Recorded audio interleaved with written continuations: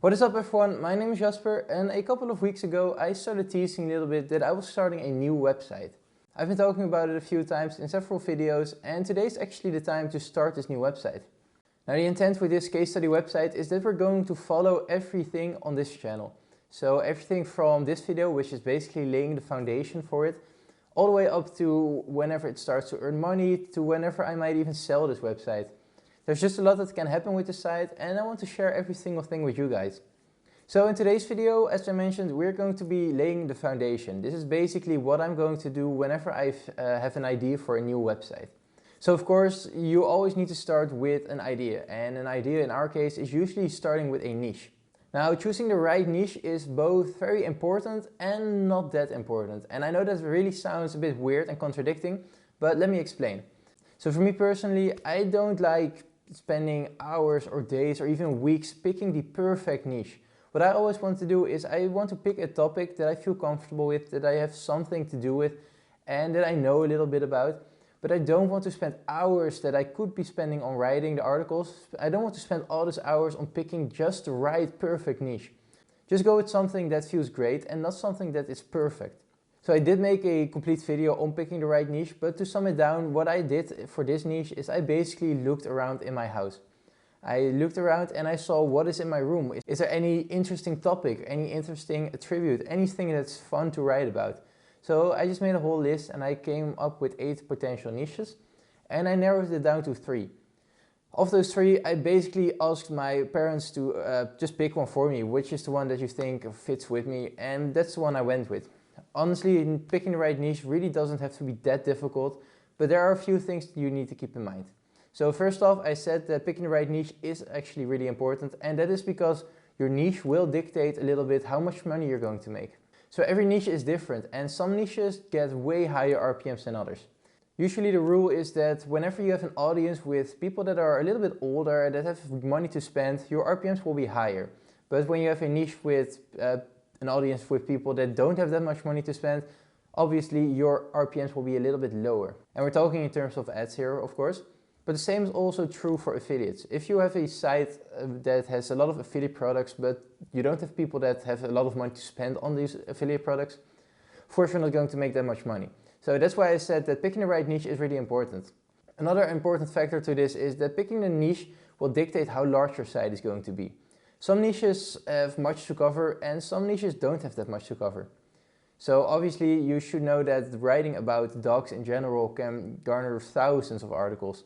But writing about a certain type of grass only found in some place in India, for example, you can't really write that many articles about it. So picking the right niche is really important for how large your site is going to be and for how much money you're going to make with it. And now that we got our niche, it's time to pick a domain name. And for domain name, I have the same rule. Don't go for something that's absolutely perfect. Go for something that's great.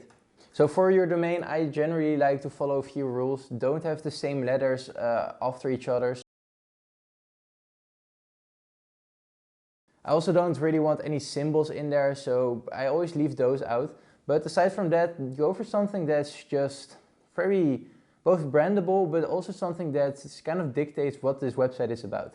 And another important factor is that if you're picking your domain, try to scale it up a little bit. So if we go back to the dogs example, try to go for a general dog niche and not just a niche about huskies or golden retrievers or something. Go for something as broad as you can. And that way, when you're expanding, or at least when you're planning to expand your site, you can still write about other dog breeds instead of being narrowed down to just huskies. So with your domain, go for something that's broad and something that is a little brandable and easy to read. And other than that, a domain name really isn't that important, I think. So what I did is I picked my niche, I got my domain name on namecheap.com, and from there I transferred this domain name to WPX. Now, I'm personally not that big of a fan of WPX anymore. I would much rather recommend you guys to start with Bluehost if you're first starting out, or something like Big if you're a little more experienced. But Bluehost is perfect for starters. WPX has just been seeing a lot of downtime recently. The only reason I do put the site on WPX is because I have a few months left with their plan, and I still have a spot left over because I paid for a 5 website plan for a year and I still have 2 spots open. So I'm just putting it on here for the time being. But after those few months, I'm definitely switching it over to either Bluehost or Big. So I transferred everything over and now it's time to set up your WordPress. Now luckily with most hosting providers, WordPress is just extremely simple to set up. It's usually just a one-click install, and from here you can log into your back end of your website. Now that we're here, I always want to go over a few things. So first off, I always like to set up my theme, and for now with this website I'm just going with Income School's theme. It's called Acabado, and it's just a very simple and easy theme to use. In the future I might switch it around for something new, something to test, but for now Acabado is fine. I just want articles on here.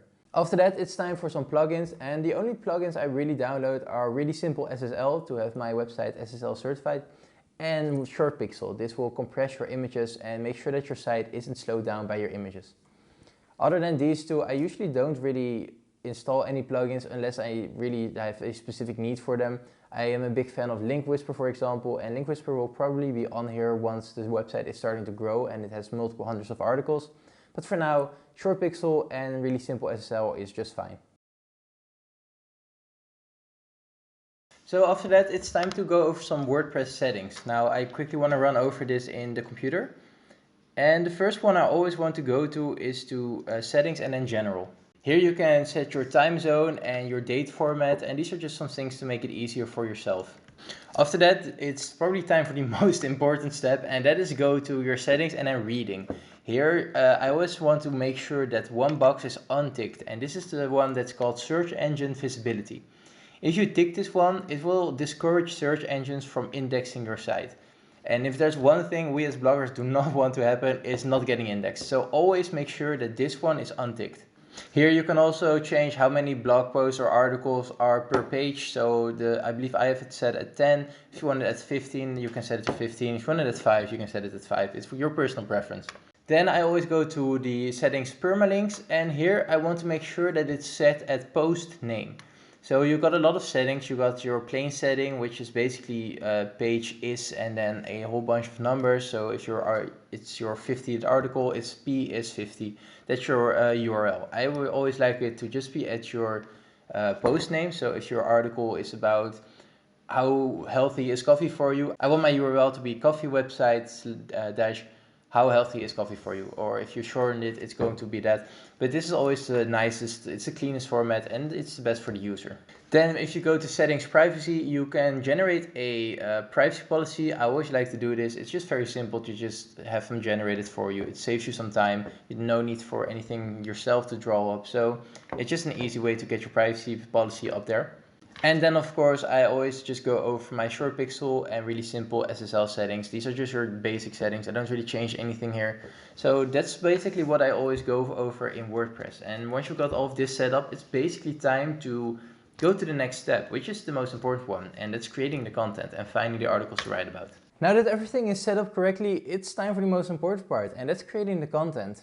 Now I always like to build a content plan, and a content plan will basically show me what I need to do in the coming few weeks and months. And with this website I'm going to take a bit of a different approach. See, normally when I write an article and I finish an article, I just publish it immediately. But with this website I'm kind of going to save up some articles and bulk publish all in the first week. So I'm currently working on a hit list, and I want this hit list to go to at least 150 articles. And I'm going to try to get this website up to 150 articles before the end of December. But I'm going to bulk publish a lot of them all at once. So the goal is to have 50 to 75 articles all ready to go and just publish them all in the span of 1 week.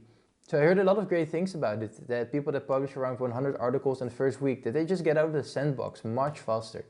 So I'm going to try this approach, and that does mean that I do need to both write a lot and kind of save them up as we go.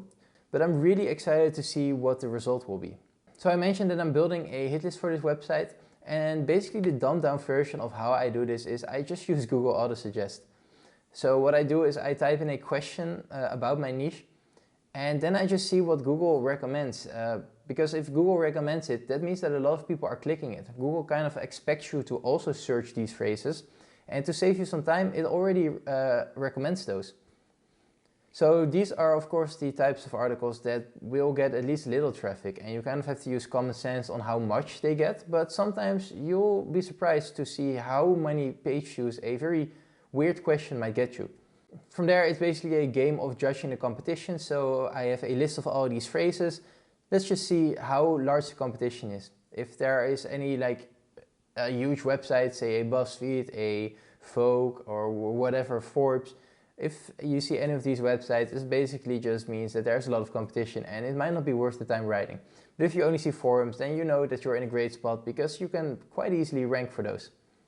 And then it's just time to write. So for the coming few months, I'm really just going to be writing for this website, and I'm going to be putting my writers on the job as well. And to speed things up and get it rolling even more quickly, I'm also going to be outsourcing to other platforms. So these are writing services, or maybe Fiverr or Upwork people. But I'm really just going to try to get to as many articles as quickly as possible in the shortest amount of time. So that is the first episode of this sort of mini case study series that I'm going to start. Despite not that many things actually happening in this episode, I do think that laying the foundation is one of the most important things. So choosing the right niche, finding a great domain for it, and getting your WordPress settings set up correctly is just really important. I kind of forgot to mention this in my domain part, but I'm also outsourcing for a logo to be made for this website. So that's it for this video. I really hope you enjoyed it and I hope you learned something from it. I think especially those WordPress settings are some very niche down things that aren't really talked about that much. These are very small things to miss and you can quite easily miss them, but if you do miss them, it can be very detrimental. But still, I really hope you enjoyed the video and I hope to see you in the next one. Bye!